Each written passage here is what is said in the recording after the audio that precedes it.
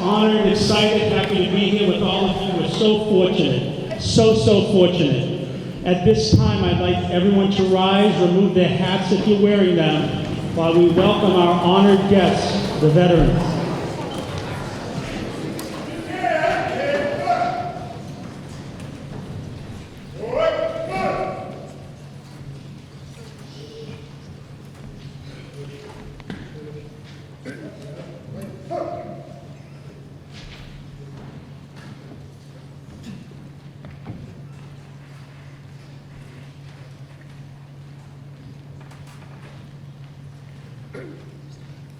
Come on, Whip. Hood.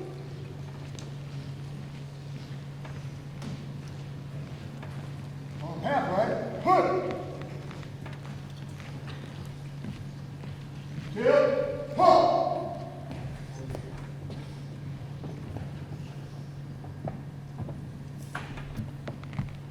Right? Hey.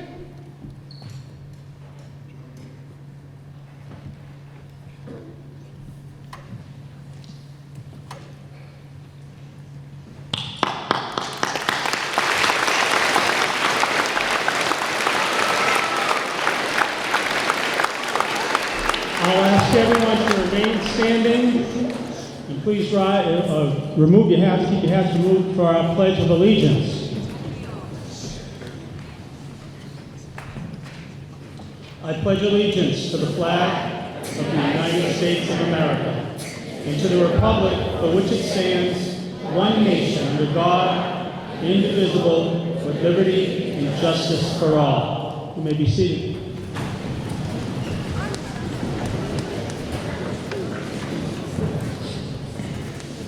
Again, welcome, ladies and gentlemen. This weekend, all across the country, thousands of flags will be placed on the gravestones of veterans, recognizing their service and the ultimate sacrifice they made for our freedom. As we gather here today to commemorate Memorial Day, it is only natural for our minds to drift towards cherished memories and reflections of the brave individuals who fought in past wars. Having been born in the 1970s, for a time, war seemed like a distant concept to me, confined to the pages of history books or connected to our fathers who served in Vietnam or our grandfathers who fought in Korea in World War II. But for the generations that followed, something changed. The landscape of conflicts transformed, and undeclared, never-ending conflicts became the norm. The idea of war has shifted from something we read about to a continuous presence in our lives. At times, we often hear negative things said about younger generations. Yet as someone who has dedicated the past 25 years of their life to education, I've had the privilege of witnessing firsthand that service and sacrifice remains ever present. Despite the evolving nature of conflicts, current generations continue to demonstrate profound concern for the welfare of our country and the unwavering commitment to make a difference. Today, we acknowledge that every generation faces its own unique challenges and circumstances. While the world may have changed, the American spirit of service and sacrifice has not waned. Young men and women of today understand the gravity of the sacrifices made by their predecessors and the great generations before them, as well as the ongoing commitment required to maintain our freedom and protect our values. Memorial Day serves as an important reminder of the brave souls who made the ultimate sacrifice for their country. It is time for us to reflect on their unwavering bravery and selflessness, to honor their memory, and express our gratitude for their sacrifice. I will thank each and every one of you in advance for paying respectful attention to this presentation. At this time, please rise again, remove your hats for the singing of our national anthem.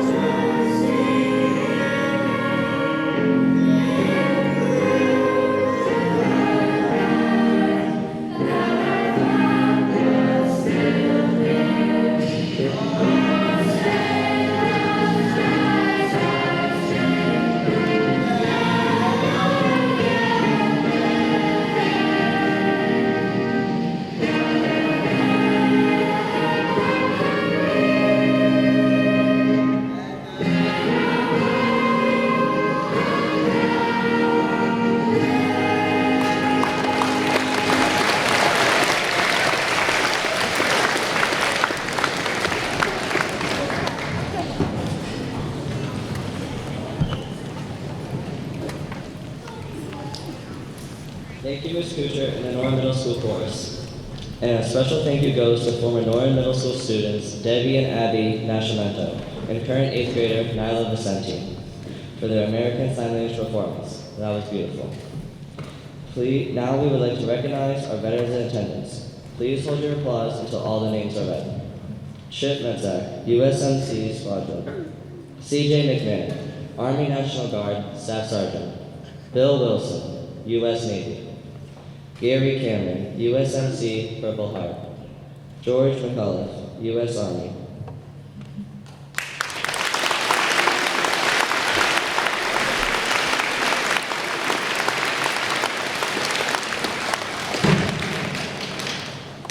NMS would like to take the opportunity to show our support for the military families here in Norton. So if you have a family member who is serving or has served, can you please stand and be recognized?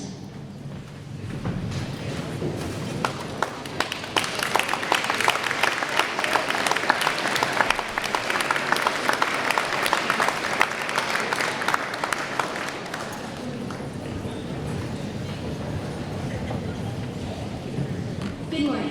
My name is Michaela Rodriguez. And I'm Dylan Ingersoll.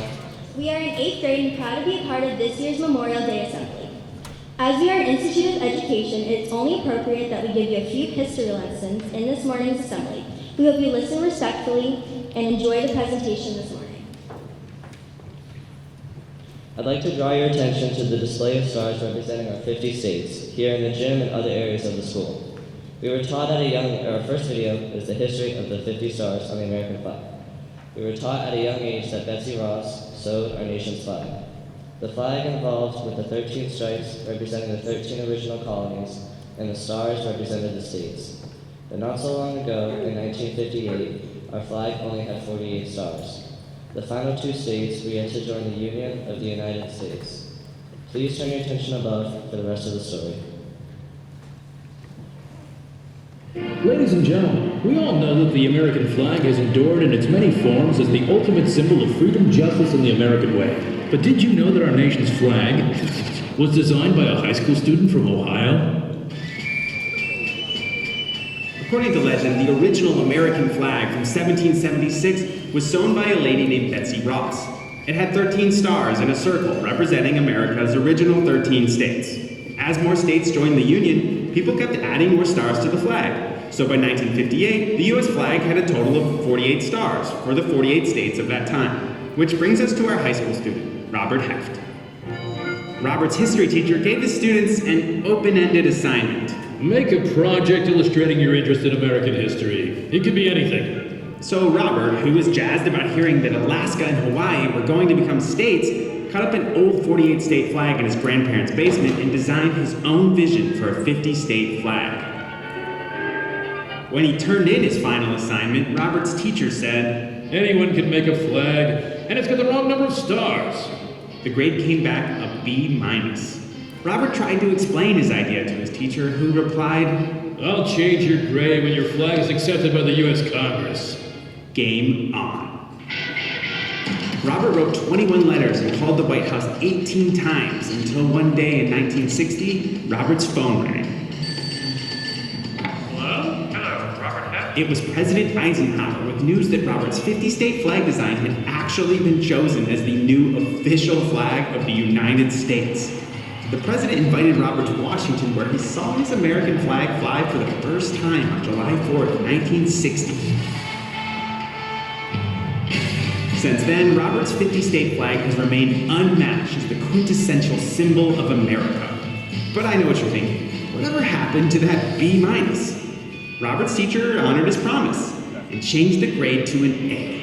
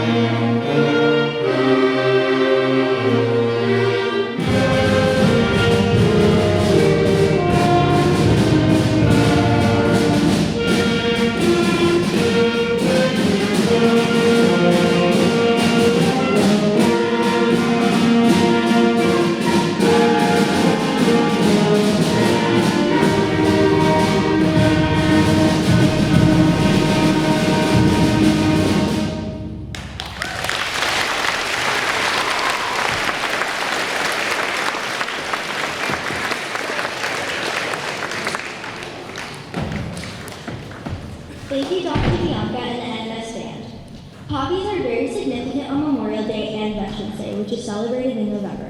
We are all familiar with the poem written by field doctor during World War I in Belgium, Dr. John McCrae. Last year we told you the story of Dr. McCrae writing the poem and tossing it away, but with the encouragement of his friends and fellow soldiers, the poem was published and is cherished to this day. Gabby Rodriguez will now read in Flanders Field, and Nyla Vicente will interpret in American Sign Language.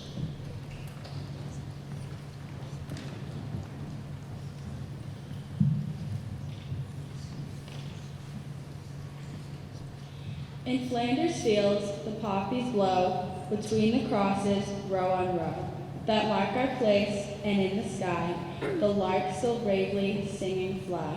Scars heard amid the guns below. We are the dead, short days ago. We lived, felt dawn, saw sunset glow. Loved and were loved, and now we lie in Flanders field. Take up our quarrel with the foe. To you from failing hands we throw. The torch be yours to hold it high, if ye break faith with us who die. We shall not sleep, though poppies grow in Flanders fields.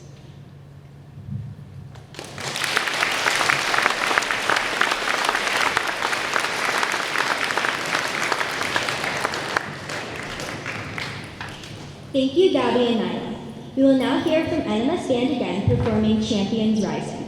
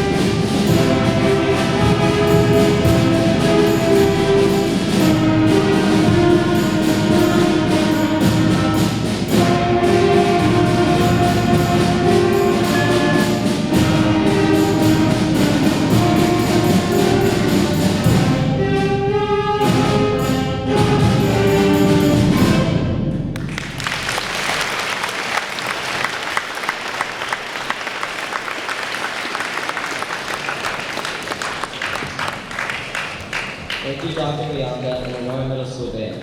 That was fantastic.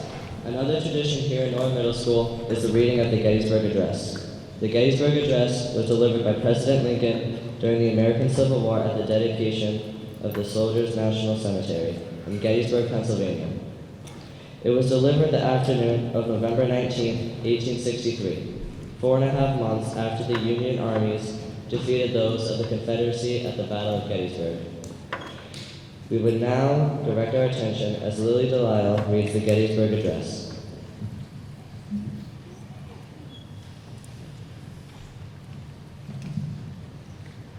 Fourscore and 7 years ago, our fathers brought forth on this continent a new nation conceived in liberty and dedicated to the proposition that all men are created equal. Now we are engaged in a great civil war, testing whether that nation or any nation so conceived and so dedicated can long endure. We are met on a great battlefield of that war. We have come to dedicate a portion of that field as a final resting place for those who here gave their lives that that nation might live. It is altogether fitting and proper that we should do this. But in a larger sense, we cannot dedicate. We cannot contemplate. We cannot hallow this ground. The brave men, living and dead, who struggled here have consecrated it far above our poor power to add or detract. The world will little know nor long remember what we say here, but it can never forget what they did here. It is for us, the living, rather to be dedicated here to the unfinished work which they who fought here have thus far nobly advanced. It is rather for us to be here dedicated, increased devotion to that cause for which they gave the last full measure of devotion, that we here highly resolve that these dead shall not have died in vain, that this nation, under God, shall have a new birth of freedom, and that government of the people, by the people, for the people, shall not perish from the earth.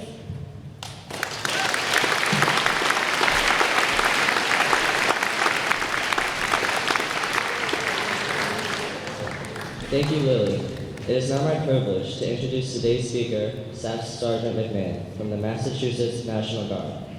Staff Sergeant McMahon attended Norrin Middle School as a 7th and 8th grader and went on to graduate from Norrin High School in 2010.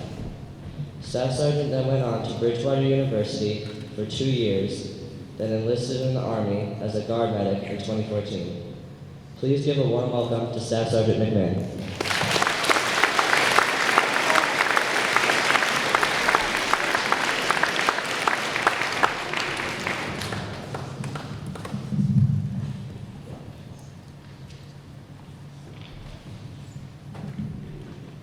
Thank you. Good morning, and thank you all for inviting me here to be the guest speaker today on this extraordinary day, Memorial Day. I'm truly humbled to be back here today in my hometown and in the same gymnasium I, some 15 odd years ago, performed countless talent shows, as Mr. Benoit may remember, and several theater performances in. I, like you, once sat out in these same chairs and bleachers and sat through countless assemblies and functions.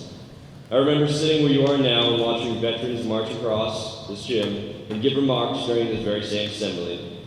I'm truly grateful for the opportunity to be here and share my remarks with you all today. Since the early days soon after the Civil War, mothers and fathers, sisters and brothers, neighbors and friends have gathered together to remember and mourn our fellow brothers and sisters in arms who will never return home. Originally, this day was known as Decoration Day, as it was tradition to decorate graves with flowers, flags, and wreaths. On May 30th, 1868, some 155 years ago, what we know as Memorial Day began by an order from the Commander-in-Chief of the Grand Army of the Republic, Major John Alexander Logan. Today we celebrate Memorial Day in cities and towns across our great nation. Friends and neighbors, family and colleagues will gather this weekend for ball games and cookouts, beach trips, and weekend getaways. This weekend may often be seen as the unofficial start of summer, but it truly is much, much greater than that. You may be wondering how you should celebrate Memorial Day, or perhaps asking if the backyard barbecues or weekend trips are an appropriate way to do so. I would argue that it surely can be a part of the way in which you remember, but in doing so, we must not take this sacred day for granted, and take a moment while we are enjoying this, the unofficial start of the summer, to remember the brave men and women who wore the same uniform you see here upon this very stage, and gave the ultimate sacrifice as we may be safe here at home to even celebrate today. We take the time to remember men like Master Sergeant Gregory Trent, a Norton native who served proudly in the Army's 3rd Special Forces Group and gallantly laid down his life for this country in 2012. Soldiers like Luke Magnet, who served with the 181st Infantry Battalion of the Massachusetts Army National Guard, who took a young, brand new at the time, Private McMahon under his wing in the blistering Louisiana sun and taught me more about me being a medic in an infantry battalion during one summer than the Army ever could teach me in any official capacity or length of time.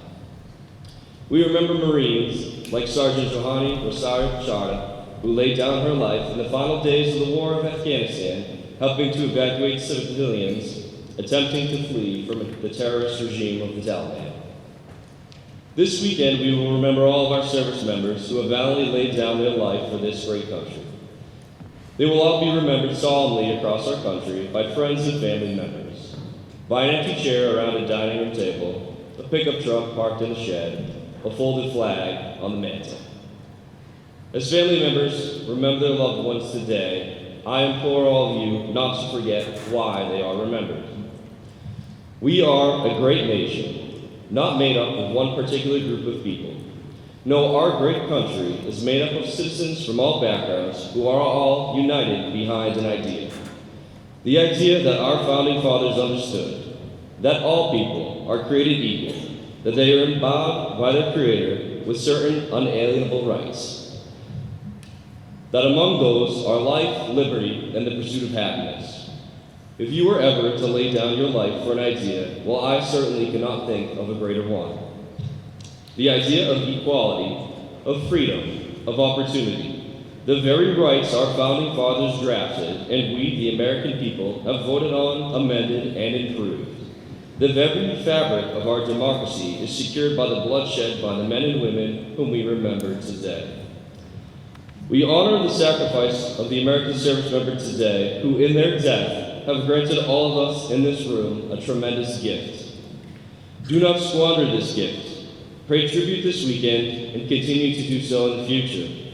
Remember they have laid down their life for an idea, that we are all equals, that we all deserve life, liberty, and the pursuit of happiness.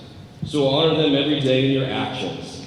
Let your actions be the building block for a better, more kinder world, for a stronger nation. Continue to exercise your freedoms afforded to you by their sacrifice. Our country was founded on these principles, and these principles for centuries have been a giant red, white, and blue beacon shining bright around the world, beckoning all who seek a life of liberty and happiness to our shores. I look out at all of you today, and I challenge you to grow up and hold that red, white, and blue torch high. The greatest way to memorialize the American service member is it once a year on the last Monday of May. No, it is something that you can do today and every day. You can be the beacon of light that America is in the darkness, for the tired, the poor, and the huddled masses yearning to breathe free. Be kind to others, respect your fellow human beings, and work towards building a brighter, more free future for all. May God bless all our fallen brothers and sisters. May He hold their families close in His light and keep safe those of us who are currently deployed in harm's way. And finally, may God continue to bless these, the United States of America. Thank you.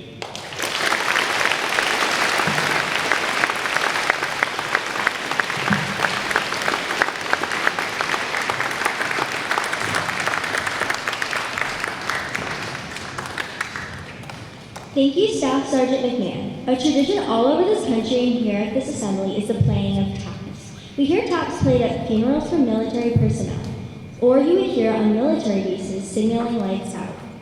If you were a member of a youth scouting group, you may remember hearing it during the evening flag ceremony. Please turn your attention to the video above for a brief history of taps. At the conclusion of the video, taps will be played by Sergeant Dennett of the Norton Police Department. We ask for your complete silence as you stand in reverence and our guests exits the assembly.